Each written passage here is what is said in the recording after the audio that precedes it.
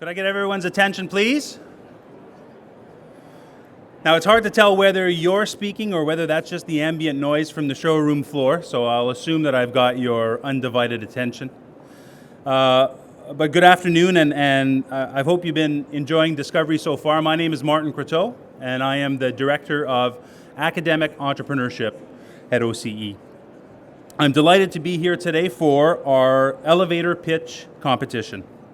So this competition was open to youth between the ages of 18 and 29 who believe they have a winning idea for a startup company. And this is their chance to perfect the art of the pitch and take their business concept to the next level. So we have over 30 applicants who submitted 2-minute pitch videos and an executive summary of their opportunity to OCE, and 10 finalists were selected to pitch in front of you today and our esteemed panel of judges. So before we start, I'd like to introduce you to our esteemed panelists. Marcus Daniels is the Managing Director of Extreme Startups, a leading digital startup accelerator. He's obsessed with developing world-class founders and producing a VC-backed tech accelerator that graduates new ventures on their way to becoming global leaders. Marcus founded Mesh Squared Ventures and is the former CEO at trendhunter.com, the world's #1 trend spotting website. He's also held the position of VP Operations and Product Development at Frameworks, North America's largest QSR business intelligence software and e-learning company. So thank you, Marcus, for joining us today. Yuri Navarro is a strategy consultant with years of experience working with government and businesses in the Ontario tech sector. He's currently the Executive Director of the National Angel Capital Organization, and prior to this, Yuri worked as a policy advisor and Chief of Staff to the Minister of Economic Development and Trade, focused on developing opportunities to benefit Ontario's economy. So thank you, Yuri, for being here today. Caroline Summers is currently the co-CEO of Cassidy Bay Group, which assists companies in becoming more effective organizations by building teams and coaching executives to be successful leaders. Caroline also has over 25 years of experience in the high-tech industry and is a certified professional coactive coach. Caroline is the managing partner of the Band of Scoundrels, which is an angel investment partnership, as well as the director and chair of the recently founded Capital Angel Network. So thank you, Caroline, for being here. And finally, Barbara Wilkes is an experienced business executive with operational, strategic, finance, and marketing experience in several industries, including service, manufacturing, and retail. She's currently the president of Management Initiatives, Inc., which is a company that provides support to private companies facing the challenges of managing and financing strong growth. Barbara works with angel investors to finance and support companies that own leading-edge new technologies. She began her career with Price Waterhouse and Company over the years has assumed several full-time senior-level executive positions, including VP of Marketing for Hunter Energy and Technologies, Inc., as well as president of Kettle Creek Clothing. So thank you, Barbara, for being here. So this is how the competition is going to work. Each finalist will have 2 minutes to make their pitch, which is roughly the time it takes to ride an elevator to the top of a tall building, which is, again, the whole theme of what we're doing today. So no props are allowed, no PowerPoints will be used, and after the 2 minutes is up, their microphone will literally be cut. So they've worked very hard to tune their pitches accordingly. Each judge will have the opportunity to give 1 minute of feedback, and the finalists will be judged both on the style and the content of their pitch. And once we've heard from each of the contenders, our judges will deliberate and ultimately choose a winner. The winner will be announced at our luncheon tomorrow and will receive $5,000 to help them validate their business. And so good luck to everyone, and we are about to begin. So our first pitch is from Lise Ermer from QSperm. Lise?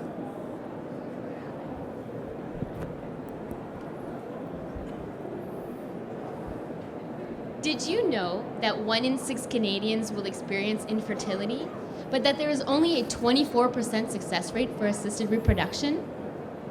Couples may require up to 3 fertilization cycles that cost $9,000 each. This definitely takes the fun out of trying to conceive. Sperm selection techniques haven't changed since 1978 and involve centrifugation. This is similar to that teacup ride at the fair, and the sperm gets spun around very quickly, and this can cause DNA damage, which affects their ability to fertilize an egg. Taking after Mother Nature, we've designed QSperm, a microfluidic device that creates a controlled environment. This allows us to race the sperm against each other in order to select the highest quality sperm. QSperm is easy to use, inexpensive, and it will help improve the success rate of assisted reproduction.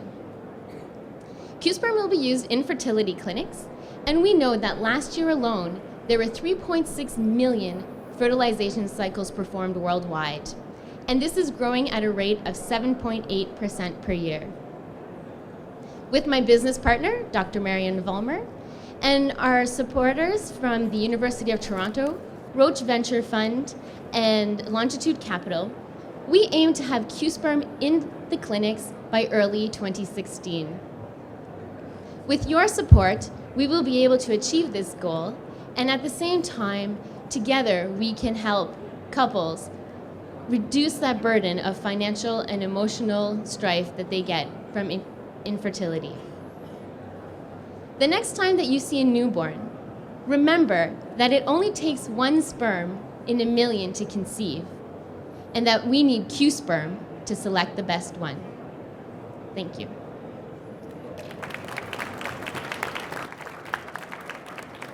Well done, Lise.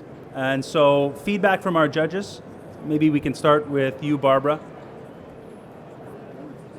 So you have about 1 minute to provide some feedback to our panelists about what you've heard, both either in terms of style or content. Can we speak first? You want to go over there? Yeah. Okay, all clarified. Go ahead. Okay. Hi. It was interesting to hear your presentation. Just thinking of it from the perspective of being in an elevator pitch, I've got the concept and the idea of what the business is about. I don't hear anything about the amount of money that's needed or what you're looking for. Normally you're doing an elevator pitch. You think of it more commonly in terms of a job hunt where you're looking for work. And what I didn't get from that is we need money, we need marketing, we need manufacturing. I didn't understand what the pitch was really for. I thought your presentation was very good. It was very lively, and I really enjoyed that kind of thing, so it engaged me right away.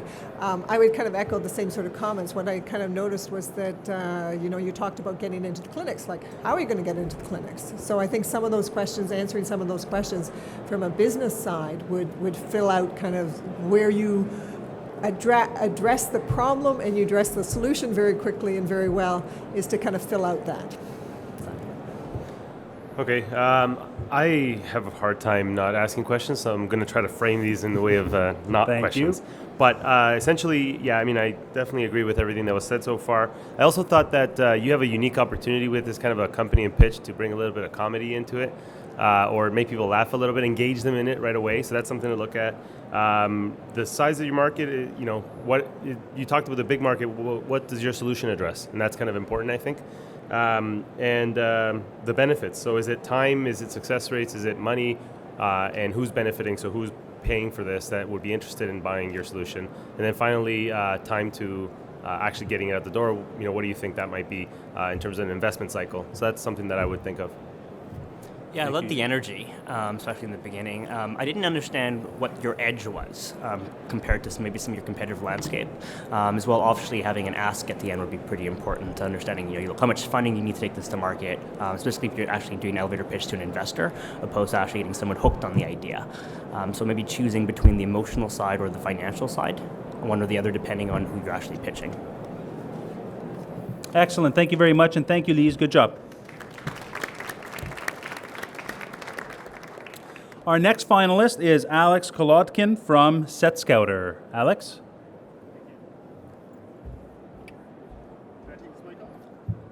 Leave it on, but you can adjust the... I'll just have to talk. okay. Thank you very much. Hello. Whenever you're ready. Whenever I'm ready. The film production industry in Canada is a $6 billion industry. And actually one of the largest pain points for production, for producers and filmmakers, is finding locations for their films. Right now, a filmmaker who's in charge of so many aspects has to also location scout. They spend weeks and weeks cold calling. And if they can't, then they're forced to hire an expensive location scout, costing upwards of $6,000 per location. Set Scouter makes film location scouting easy. We facilitate the process end to end by connecting filmmakers who are looking for the perfect set with location owners who are looking to rent out their spaces for production. Think of us as the Airbnb of the industry, facilitating the entire process from beginning to end. Right now, filmmakers come onto our website, they search for locations, they see everything they need, from photos, amenities, details, and they can book right online, right away. And homeowners can list their spaces in one click. Now, I've worked as a producer, I've scouted locations. I've even worked as a broadcaster, financing them. So I've seen how expensive and how time-consuming they really are. We had to launch 2 months early because Universal Music came to us and said, we need your services. In the past 6 months that we've been live, we've worked with RBC, BNN, and other brands. In fact, that's where we need your help. We've validated, we've tested, and now we need to move forward. We need to grow strategic partnerships so that we can build our market share and then we can expand to other countries.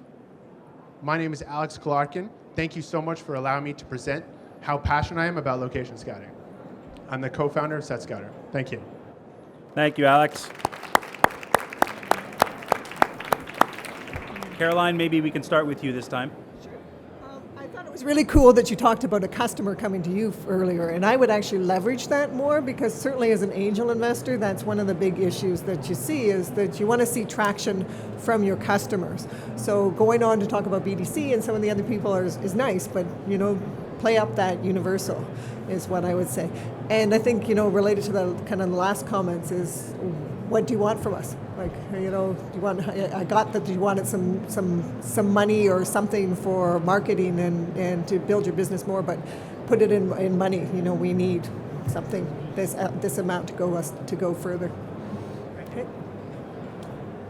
Okay. I actually thought it was a pretty well done pitch. Actually, some basically the same kind of stuff. Like, what do you want? How are you going to use it? Also, your business model, I think I understand what you're getting at, but maybe being a little bit more explicit. Who pays you? Who do you pay? Like, how does this all work? Maybe some ideas on side of the market, but I think most people would understand that this is a pretty big market. So that's pretty good overall. Thank you.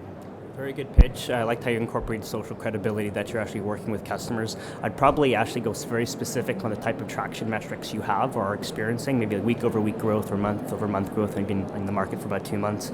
I wouldn't be too aggressive in saying you want to expand to other markets and showing focus and you can execute locally first. And what does that actually look like? Barbara? I'd love to connect with you guys. Oh, Hi. hold on. We went this way. That's right. I really enjoyed hearing the analogy to Airbnb, which is great for those who know what Airbnb is. So I would clarify or explain that a little bit when you're going through. I personally like if somebody starts talking to know what their name is at the beginning. It sort of sets the tone, and I think you introduce yourself as all of a sudden a salesperson comes barreling at you selling something without you really understanding what it's about. I thought with you mentioning the other customers that you immediately brought a level of credibility to the picture, which is really important when you first meet somebody because you're giving them good terms of reference. And I thought that was an excellent part of the pitch. So. Very good. Thank you. And thank you, Alex. Well done. Our third finalist is Ashish Bidadi from Pallet.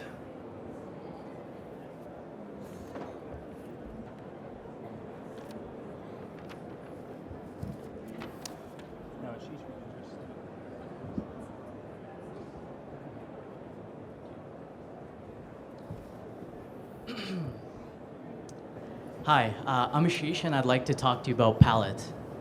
Nowadays, we use computers for so many different things, yet the most common way we all interact with our computers is through a one-size-fits-all keyboard and mouse interface. So for example, a photographer spends a lot of time editing photos in Adobe Lightroom using awkward keyboard shortcuts, clicking and dragging their mouse. Photographers aren't the only ones with this problem.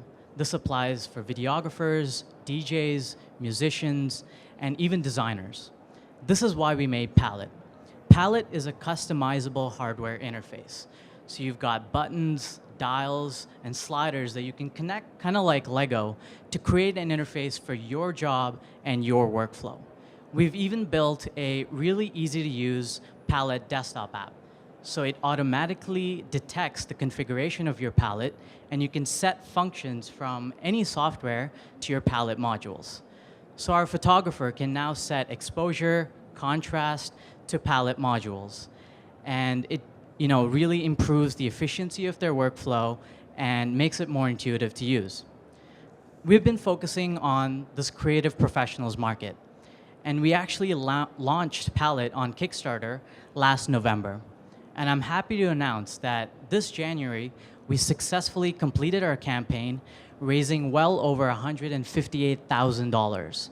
So now we're in the process of manufacturing and shipping over 6,000 Pallet modules. As we grow, we want to expand our software ecosystem. We want to introduce more modules. To be able to do this, we've actually expanded our team from 2 to 6 individuals. To help us get there, we need more resources to be able to support this rockstar team of engineering graduates from the University of Waterloo. We're all really excited to bring the future of interaction. That's it. Oh, you were so close. Okay, so feedback, Yuri, if you want to start us off. Sure. You got to a lot of the things that I was going to raise in some way or another. Maybe just being a little bit more specific about, what exactly are your targets for the market, applications in the market. You talk a lot about Pallet at the beginning, but I'm not sure what Pallet is at the beginning. So that's something that I would work on. Also, you talked about Waterloo. Do you have any experience, or your team maybe? Where are you pulling from? Is it just university graduates, or do you actually have some advisors or people like that? That's something that I'd like to hear about. And maybe some more specifics about the market and what you think this could grow to, what's the potential for growth. Yeah.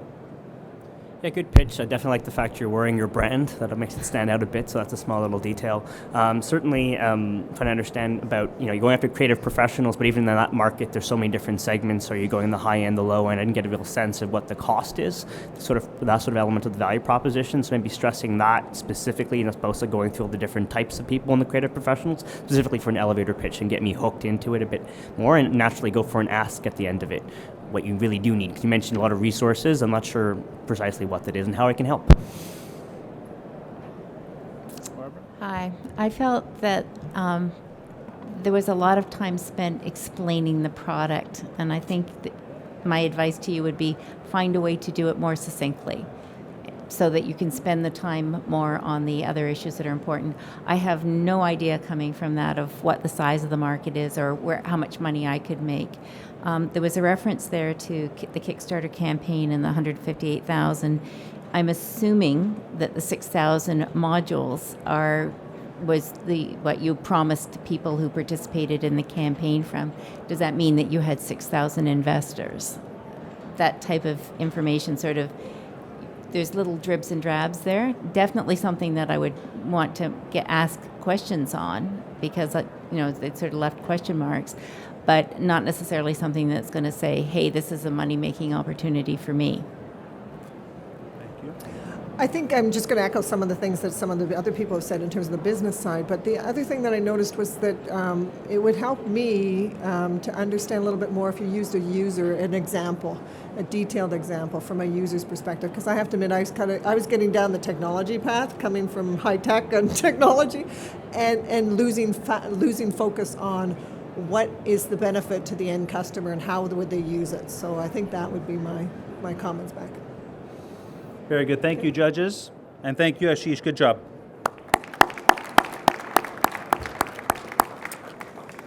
Our next finalist is Dominic Toselli from Petrol Predict.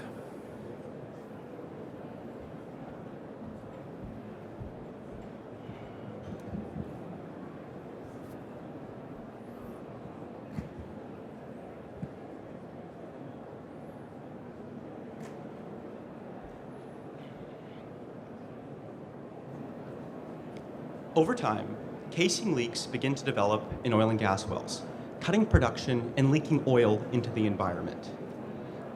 The problem with this is the only way to detect it is you have to hire a wireline team, flush out the well, and put a sonic sensor down into the wellbore. This can take months of time and cost more than $2 million per year if a casing leak is left undetected per well. In Alberta alone, there's over 400,000 wells, 10% of which have casing integrity issues. This is a multi-billion-dollar problem. There has to be a better way to solve this. That is why we created Petrol Predict, a software engine that's able to detect casing integrity issues without having to physically test the well. Here's how it works. We take geological and production data, input this into our machine learning algorithms, and are able to detect which wells have casing leaks and which wells don't. And the market for this is huge. It's $3.2 billion for data analytics software and growing at a rate of 40%. There's a lot of money to be made, and we have the team to pull it off. We are good friends from the University of Waterloo Petroleum Association. However, what makes our team really special is our key industry experience from both Silicon Valley and the petroleum industry. We are utilizing the high-tech approaches learned in the Valley and applying this to the petroleum sector. We've talked to numerous oil and gas companies, namely the production engineers, VPs of operations, and CEOs. The consensus, 95% of them have told us they want to use our software. In fact, 3 of the companies, one of which is Suncor, the largest oil and gas company in Canada, have agreed to give us pilots, paying us a commission of up to 40% on the millions we can save them per well. Casing integrity loses companies millions and harms the environment. Funding will allow us to launch fast, hire developers, and help stop this problem. We are Petrol Predict, and we are ready to capitalize on this multi-billion-dollar problem while saving the environment. Thank you.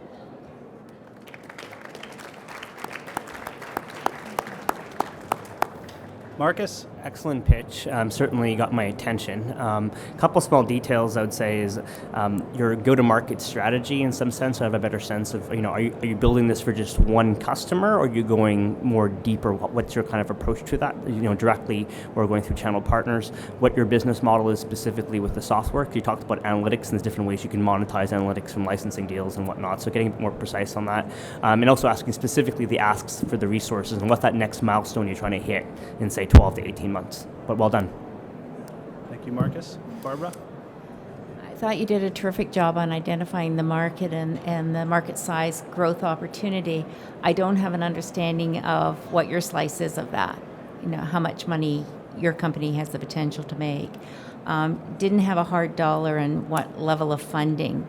When you're talking with investors, you'll have one type of investor, it'll go for the 200,000, somebody else that's looking for the 2 million. So it sort of helps to get that one clarified a bit. I also wasn't clear on whether this is just a new product that's ready for a pilot study, and this would be your first application, or proof of principle, how far along you were in your development process.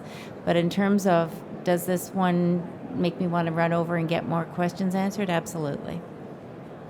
Thank you, Barbara. I thought it was a very good presentation. I think you went through a lot of the details in terms of the excitement of what the opportunity is, what the problem is that you're trying to solve, those kinds of things. I would say that it's kind of the how is the bit of the missing.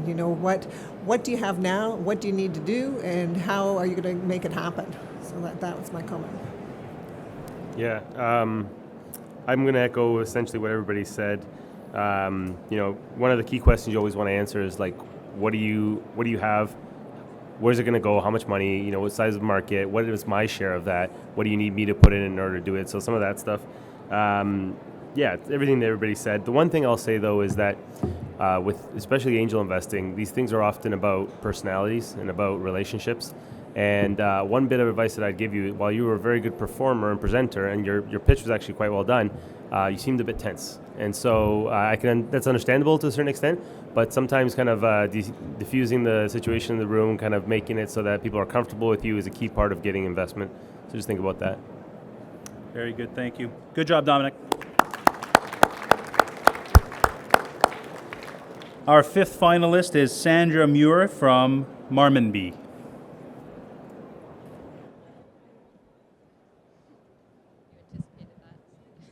Thank you.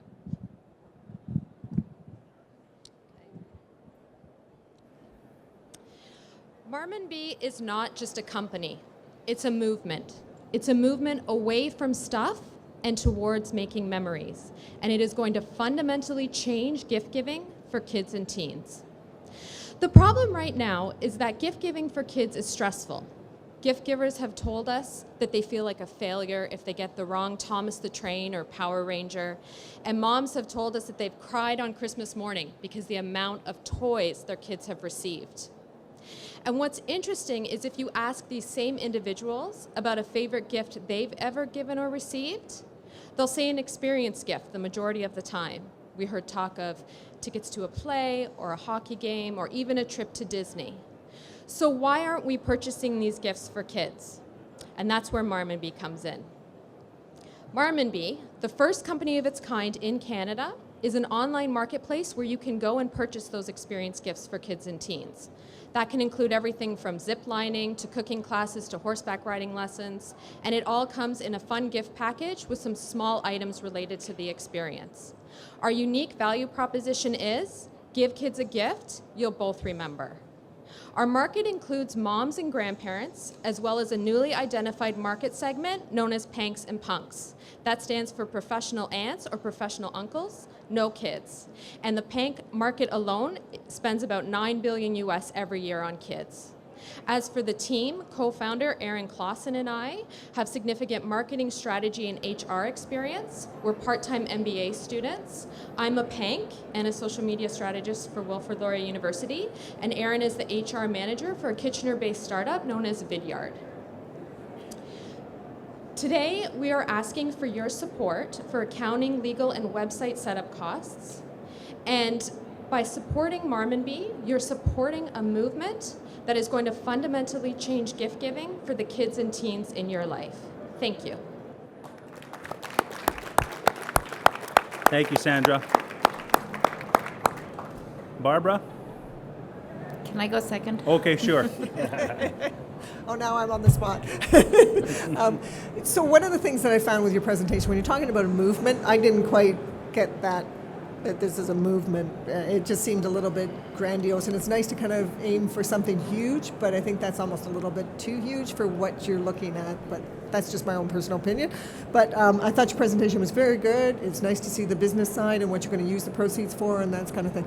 The other side is where you're going to make your money. So a little bit more details in terms of how exactly you're going to make your money from all those things. Because you're packaging things up, do you take a percentage of that, whatever that happens to be?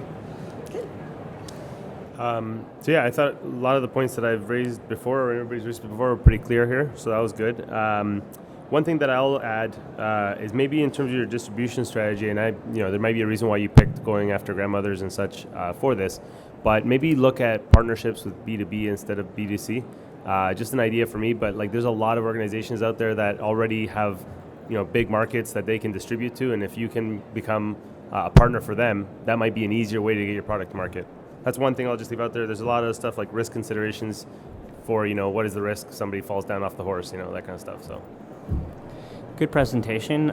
Certainly, I like how you start with the emotional appeal. I'm not sure if it's really that sort of type of emotional type of pain points. That's one thing I think maybe going a bit deeper and more emphasis on that. Building marketplaces are really difficult. So one of the things that first thing popped in my mind is how you actually get traction for this. Did you, obviously you're in early stages, but still kind of at least make me envision how you're going to be able to build this and build a week over week high growth type of marketplace, and how you're going to onboard retailers and other types of vendors, the other side of the marketplace. I really enjoyed your enthusiasm, and certainly an interesting concept, interesting idea. I come back down to the basics. How are you going to make money, and how much money are you going to make, and how am I going to make money? And I know the pitch is is it going to get me interested in it, but there's not enough there wasn't enough given to say that the investor's going to make money on this. The other thing too is I have some personal experience in this area and have watched somebody go and do something sort of similarly, but it's very difficult to launch a gift website and have it and do all the packaging and the mailing and everything else and be financially successful at it. So, Very good. Thank you, judges. Thank you, Sandra. Our next finalist is Mufid Kadura from Veraderm.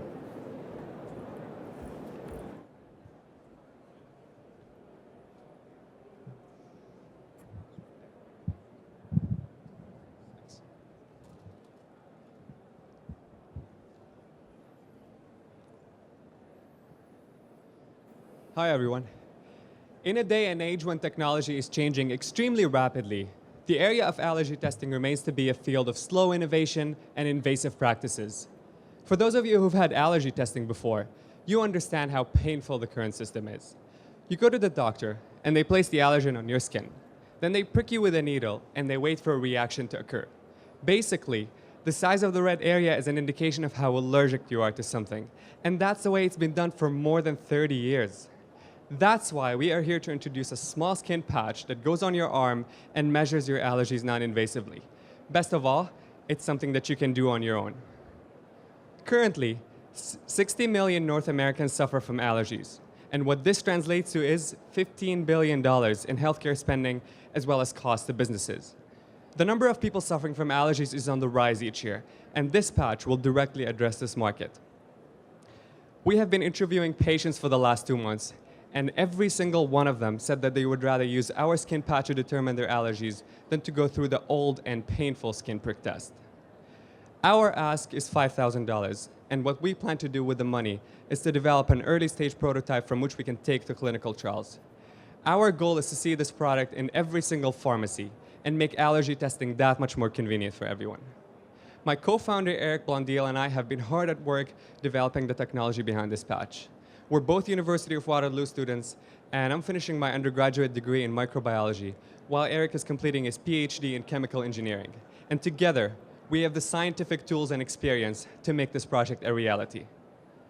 We are ready to take allergy testing to the next level of innovation and provide something that's safe, simple, and certain. Thank you very much.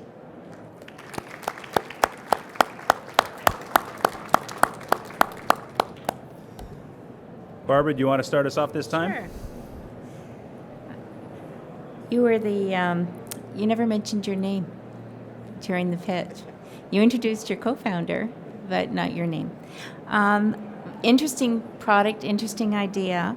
What I wasn't clear on was, is there one patch for every different allergy?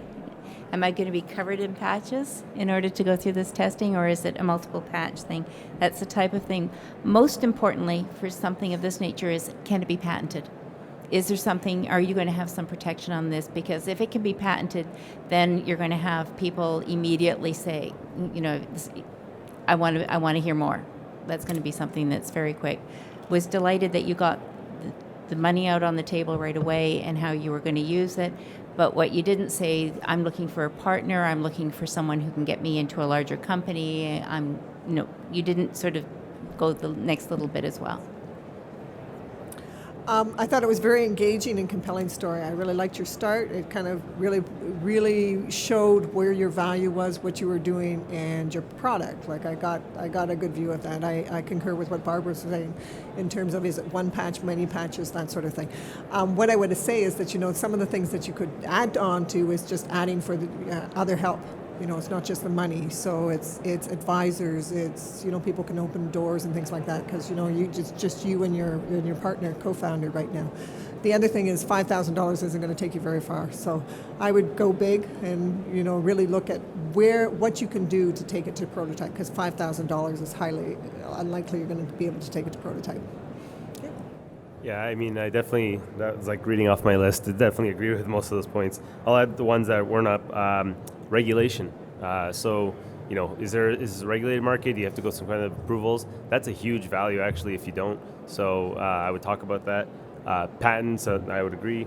The benefit, just get into it more. What is it, a cost benefit, a convenience benefit, accuracy benefit?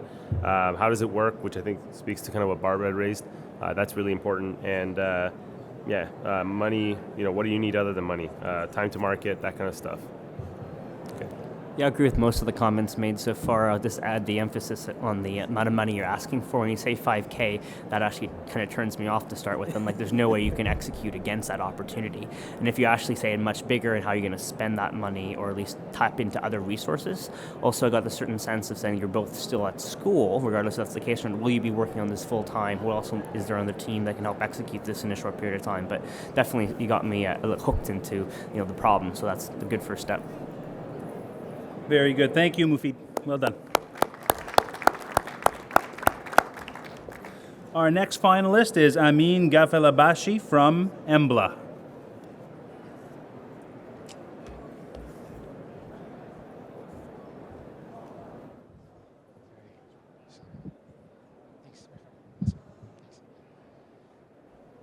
So a few months ago, I was talking to my dad, and he was telling me about his college friend who was diagnosed with Parkinson's.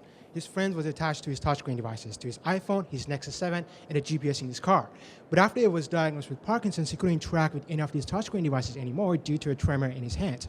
So I came to my friend, now my team members, and told him about my dad's friend's situation. As we started doing our research, we realized more than 100,000 Canadians live with Parkinson's, and more than 4 million people worldwide suffer from Parkinson's. At that point, we were like, well, this is such a niche market. But as we continued our research, we realized it's not just about Parkinson's, and the more than 350 million people worldwide who suffer from essential tremor.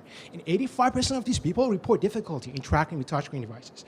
That's why Embla has designed a groundbreaking stylus featuring a gyroscope and an accelerometer to cancel or at least minimize the impact of the tremor as the users interact with touchscreen devices. Right now, we have a high-fidelity prototype, and even though it's fully functional, it's humongous. It's like this thick. That's why we need another 10K funding to complete our development process, miniaturize the stylus, and optimize the components used in the product. We have an amazing team working on Embla right now. I'm Embla's project manager. I'm a fourth-year systems design engineering student at the University of Waterloo. I work as a project manager for Aecon, the biggest publicly traded construction company in Canada, and I'm working for Google as an API technical writer in Google's office in New York City this summer. Embla aims to allow Parkinson's patients and people suffering from essential tremor to stay in touch with their touchscreen devices. And to do so, we're all committed to make Embla a world-class company right here in Ontario. Thanks.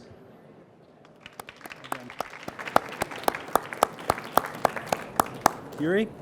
Okay, so I'm going to say that to start with, I actually liked the personal touch. That was nice. A lot of times you want to see that the entrepreneur is going to be motivated behind the bottom dollar because you got to trust that the guy is going to put through all the hours. So that's important to know. What else other than money? So, I mean, that was really clear in terms of what you're going to do with the money, but what else? I think it sounds pretty interesting. I'd like to know more about the market. What does it mean in dollars? What does it mean in growth? That kind of stuff.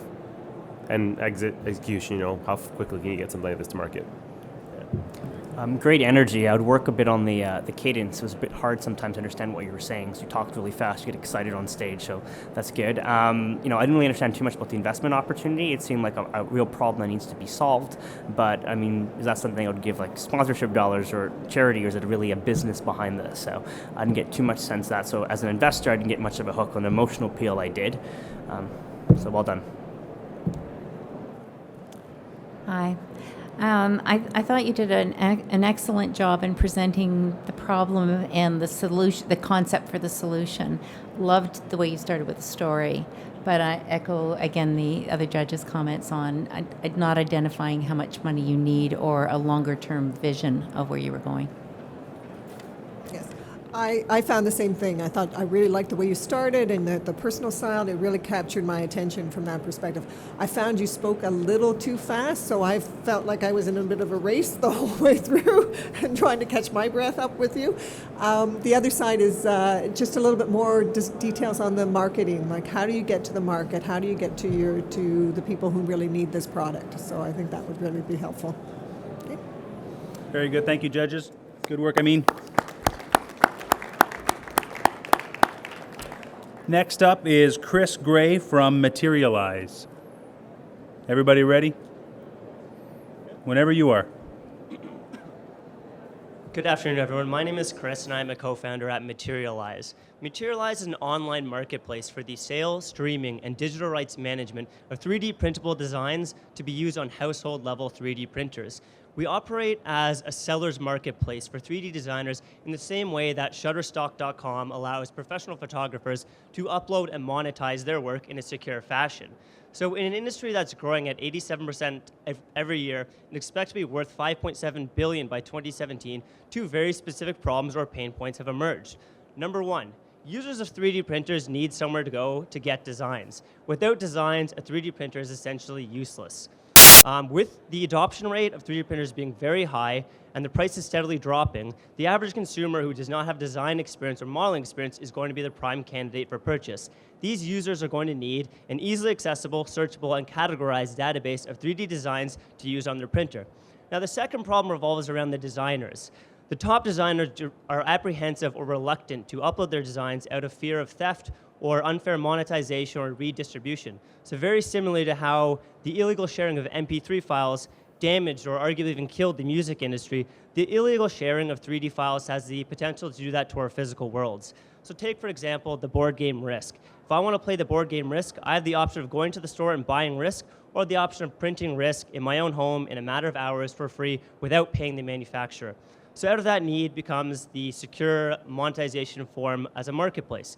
Our printing designs are streamed directly from our marketplace to the 3D printer, thereby bypassing the opportunity for a user to redistribute any design files. They simply get the tangible physical object from that design, not the design itself. So in summation, Materialized is the one-stop shop for the printing, secure streaming, and digital rights management of 3D printed designs. With a $5,000 grant, we'd be able to hire a full-time developer for the summer to exponentially increase our MVP launch. Thank you.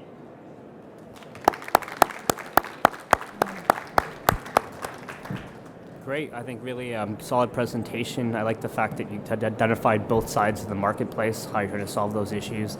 I didn't get a sense of what the next step was, how you're going to actually build this marketplace, because obviously a lot of competitors are going to be creating these sort of systems as well. So maybe shedding some light on that to get me believable that you can actually do this. Doing it on your own is pretty difficult. Well done. One problem that sometimes entrepreneurs have is being too early for a market. The great idea at the wrong time kind of thing. And I wonder, that immediately comes up because how many people have household printers today, right? So maybe some explanation on that and why the right time is now. That'd be interesting. Time to market, all that kind of stuff that we said before.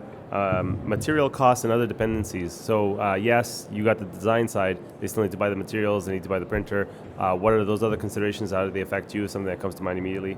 But it's an interesting idea overall. And I'd like a lot more detail on what you're going to use 5K for, because it sounds like very little to hire an intern. Okay. I'm just actually going to pick up on what Yuri was saying. Your idea that you could use the 5K for this summer and take this even further, and then you're back to school and you do it again next summer, because it is pretty early for the market. You can actually use that to your advantage to actually take the technology a little bit further before you actually go full out there in terms of going out to the market. But that was one of my questions, was 5,000 isn't going to take you very far. What's your next step? But that's just a thought in terms of what you could do. I'm going to take a contrary position here, and this is based on my experience with another company. Interesting interesting idea, interesting concept. In terms of being at the leading edge, I had a company I was working with that I kept telling them, go live. And we've got to tweak, we've got to twist. And this is from January, February, I'm going, go live, got to tweak, got to twist. March 8th, one of their competitors we didn't know about went live. 5 days later, Microsoft bought them for $9 million. So we eventually got the money for ours and stuff, but unfortunately, sometimes timing's everything, and sometimes being the first one out the door with a new concept can really pay off. But in terms of the pitch, again, I agree with everybody here. Not enough money being asked for. Not clear why I'm being asked. Are you asking me as a future network source or a future investor? If I'm being asked as a charitable donation, I need to know that too. Very good. Thank you. Good work, Chris. Our next finalist is Antonio Henderson from Blank Click.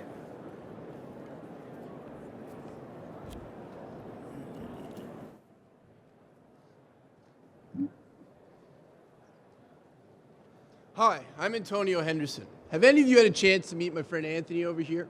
Well, anyway, he was telling me about the challenge of getting here this morning from Mississauga. He thought about driving, but with the Gardner construction, he opted for the TTC. Turns out, it didn't make much of a difference. He was still 30 minutes late because of delays. Frustrated, Anthony thought about the thousands of people who drive to work alone this morning and the thousands of empty seats in all those cars. So, how about you guys? Who here drives to work alone? 83%. 83% are spending too much to get from A to B. 83% are spending extra time and harming the environment. My team at BlankLink has developed an Android and iPhone app called blankride to help fill those empty seats. For riders, it provides the convenience of a taxi at a fraction of the cost. For drivers, it helps them monetize a daily commute. blankride takes a small commission of about $2 to handle everything per ride, including payments. Using your smartphone, you set up a pickup and drop-off location, accept a matching ride, and confirm payment upon arrival. It's that easy. blankride launches this fall at 4 university campuses in the GTA area, and within a few months will expand to help the 1.5 million daily commuters within the Toronto region. Our team has specialists in business development, technology, and many of our members have previous startup experience. We are already accepting beta testers and currently on pace for our fall launch. We are seeking $200,000 in funding to finalize development, market our product, and build a user support system. So, with all that said, who can tell Anthony the easiest way to get home? Thank you.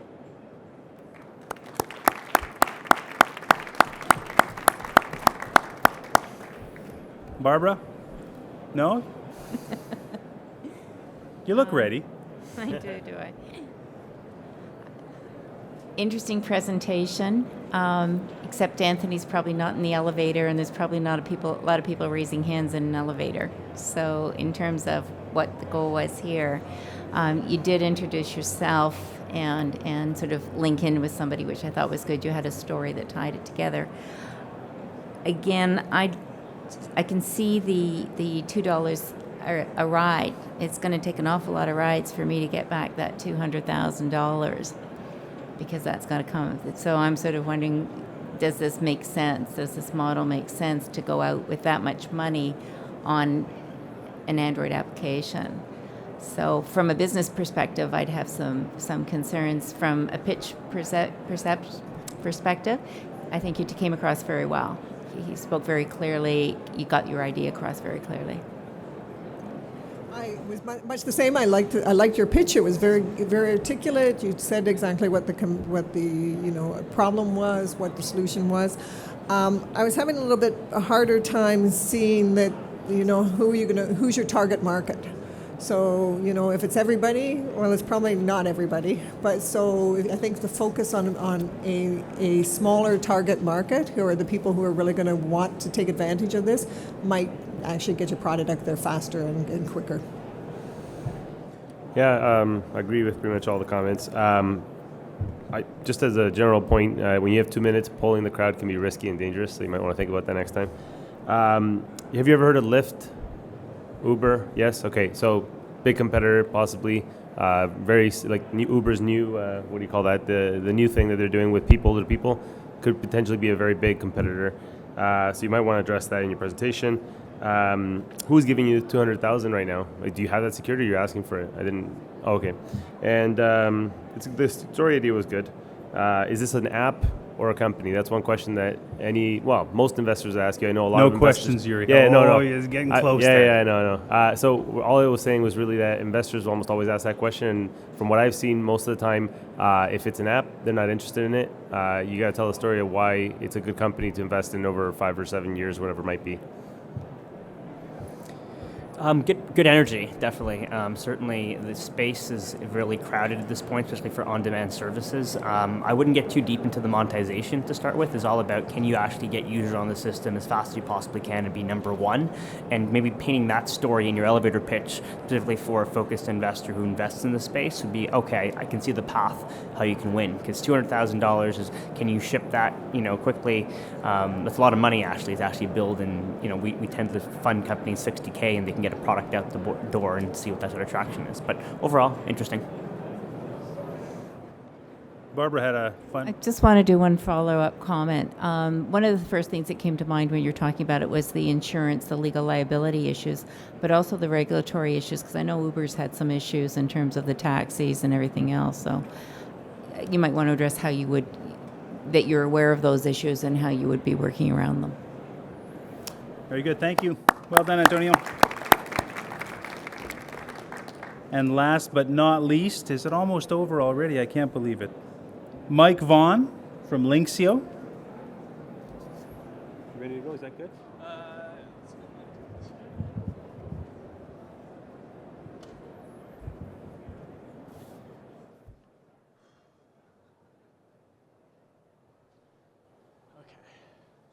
Hi, I'm Mike Vaughn. I'm the co-founder and product designer of Linksio. A couple summers ago, I dislocated my kneecap while I was playing touch football with some friends. It was mine and Jeremy's experiences with injuries and the pain involved in the recovery process that really inspired us to start Linksio. Now, in the United States, there's 750,000 new knee injuries every year and over 20 million people living with arthritis in their knees.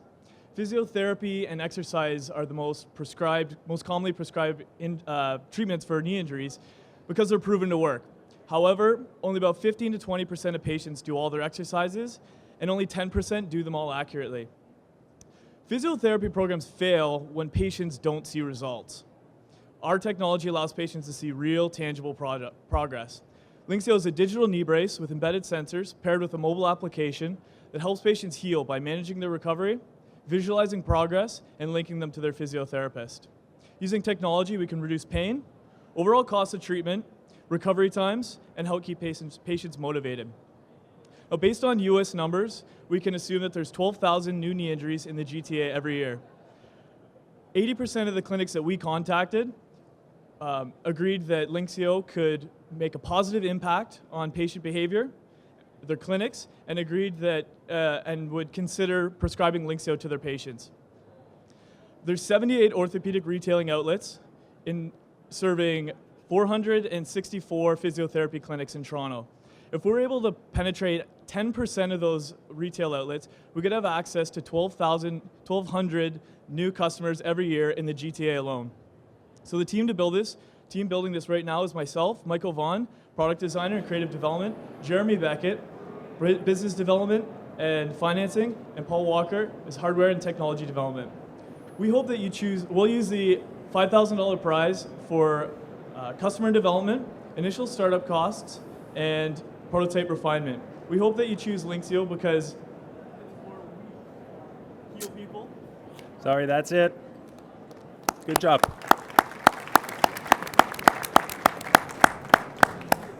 Caroline? You've probably heard some of these comments before, but $5,000 not a lot of money. but anyways, I actually liked that you took a bit of a breath before you started. I would actually suggest you almost do the same in between, halfway through your presentation, because it was very calming that you kind of came on very calm, and then it started to speed up as you went through the presentation. Yet you ran out of time, but anyways, that's another factor. I would actually like to see a little bit more in terms of how do you get to the market, right? It's that go-to-market strategy that I'm interested in. Okay, thanks. Yeah, I mean, why you and how is I got a bit of that, but I understand that better. Just generally speaking, 10% of market is a sketchy approach to gauge the size of your opportunity, only because essentially anybody can take a really big number, say 10%. How are you going to get there? That's more important. And so based on how you're going to get there, what's the actual market for you, short-term, long-term, that kind of stuff. Maybe thinking of it bottom-up instead of top-down. But otherwise, just relax a bit. I thought the pause, I agree entirely, actually. You really got my attention at the beginning because you did this little pause before you went on, so that worked. Anyways. I really liked how you incorporated a personal story, and then you actually scratched your own itch because you had this problem into the actual story. So you got me really hooked in the beginning. But you threw a bit too many statistics out. Sometimes it's good to show that sort of validation, but I started thinking numbers in my head, and you started losing momentum in the actual story, and also the business opportunity. I'm not too sure where I would get my money out or how this really is going to really generate good ROI for any sort of investor. But good. You had me hooked when you started talking about knee stuff because I've been there. I've got an artificial knee because of ski accidents. So definitely followed through and liked the pacing of the presentation and the fact, as Caroline said, that you took the breath and that to get going. But the one thing I didn't get a sense of is how much the knee braces are going to cost and whether you're going to be able to keep selling them or the physiotherapist is going to take them and just rent them out to customers until they've gone through their healing process, or if it's something that you could keep using to do corrective therapy. I can see a much broader application for it, and I guess is where I'm coming from the business opportunity. From the question I had is basically, as an investor, what's my role? Where am I going to make money? Very good. Good job, Mike. And let's give one final round of applause to all of our 10 finalists. Well done, everyone. So this has been a fantastic event. Some strong competitors, some great quality pitches, and I certainly don't envy our judges' job to try to pick the winner. And let's recognize our judges. A big thank you to Marcus, Yuri, Caroline, and Barbara for taking time out of your busy schedules to be with us today. Thank you. And I have a small token of appreciation for you that Sharon will distribute to you. So the results of this competition will be announced at tomorrow's keynote luncheon, which will take place in the large hall, Hall F, at noon tomorrow.